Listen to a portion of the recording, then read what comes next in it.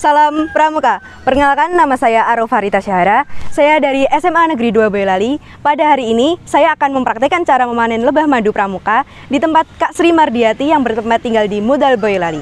Seperti apa keseruan panen madu pada hari ini? Mari ikuti saya.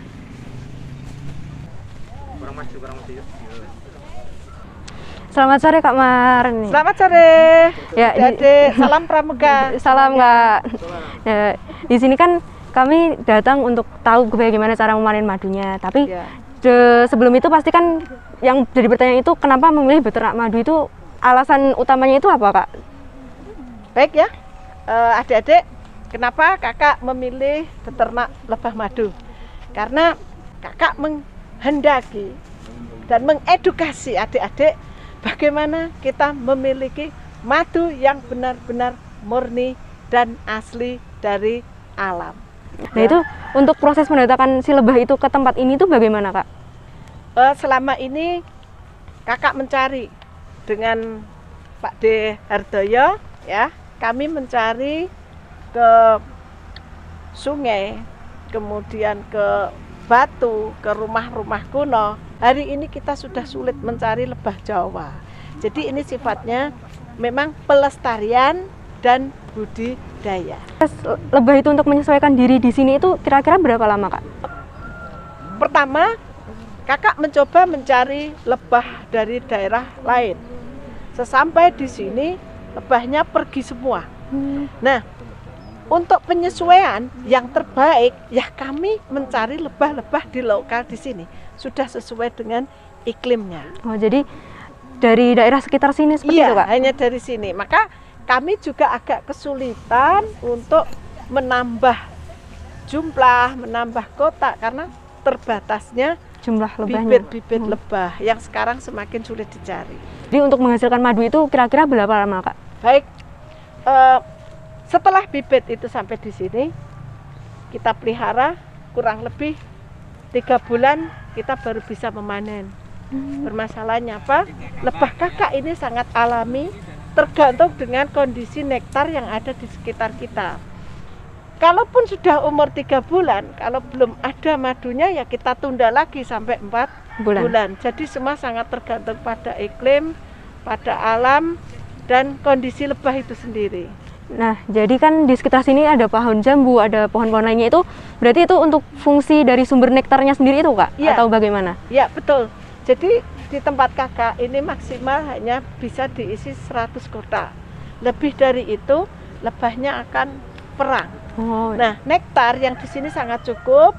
Di kebun kakak ini ada kebun jambu, ada kebun kelengkeng, pete, dan aneka sayur, juga bunga-bunga. Termasuk lingkungan di sini ada jagung, kemudian ada mangga dan sebagainya. Nektarnya cukup untuk memenuhi 100 kotak lebah. Nah, itu dari satu glodok atau dari satu rumah lebah itu menghasilkan kira-kira berapa liter atau berapa banyak madu yang dihasilkan itu? Baik, untuk satu kotak itu paling kita dapat madu bersih dalam bentuk madu sarang itu 1 kilo. Tetapi kalau madu itu kita peres, kita jadikan madu cair, ya paling 3 botol sekitar 600 mili. Jadi masing-masing 200 mili, 3 botol. Dah, itu. Sedikit sekali. Nah, dari itu semua kan pasti dari madu alami yang dirawat oleh kakak, yang dipelihara oleh kakak, pasti kan ada fungsi baik secara ekonomis maupun secara kesehatan. Nah, itu contoh fungsi dari fungsi ekonomisnya maupun fungsi kesehatannya itu apa Kak? Kalau fungsi ekonomi yang pasti untuk ketahanan ekonomi keluarga ya. Kemudian kalau kakak selain untuk fungsi ekonomi, kakak lebih banyak ke kegiatan sosial, di mana di sini kakak melatih adik-adik Menwa, Garda Bela Negara dan Pramuka. Tidak hanya SMA 2 tapi hampir seluruh Jawa Tengah, siapa yang mau berlatih ke sini secara gratis. Ini. Kemudian secara apa lagi tadi pertanyaannya? Secara kesehatan, fungsi. Secara kesehatan yang pasti kita minum madu ini minum obat secara alami tanpa bahan kimia sehingga tidak merusak organ-organ tubuh kita. Singkatnya begitu. Dan untuk pertanyaan yang terakhir, dampak positif apa sih yang ada dari peternakan madu ini dari ke lingkungan sekitarnya, Kak? Jadi kan seumpama masyarakat sekitar itu bisa ikut manen atau bisa ikut belajar atau berkontribusi di sini gitu, Kak. Baik, masyarakat di sekitar bisa ikut manen, berkunjung, kami ajari budidaya lebah secara gratis.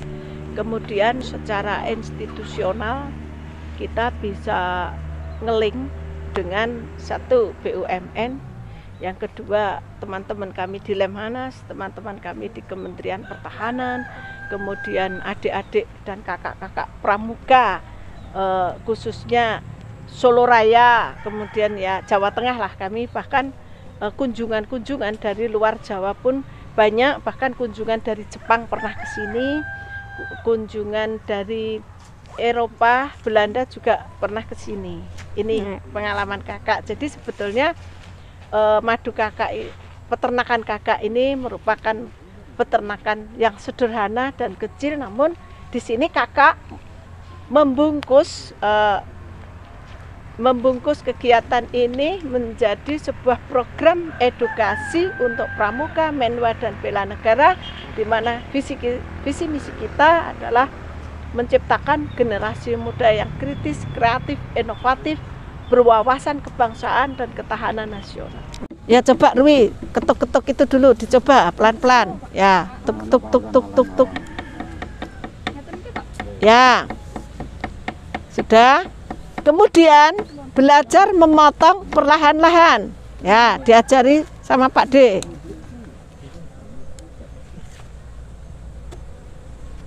Nah, tuh.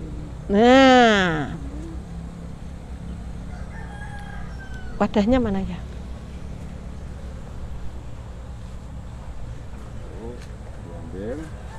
Itu ya, yang atas ini. Nah, itu anak, sarang untuk anak-anak lebah ya.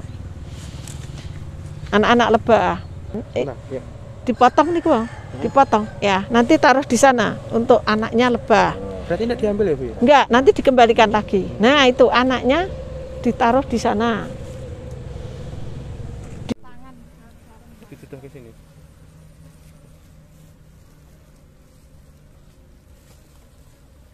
Yuk.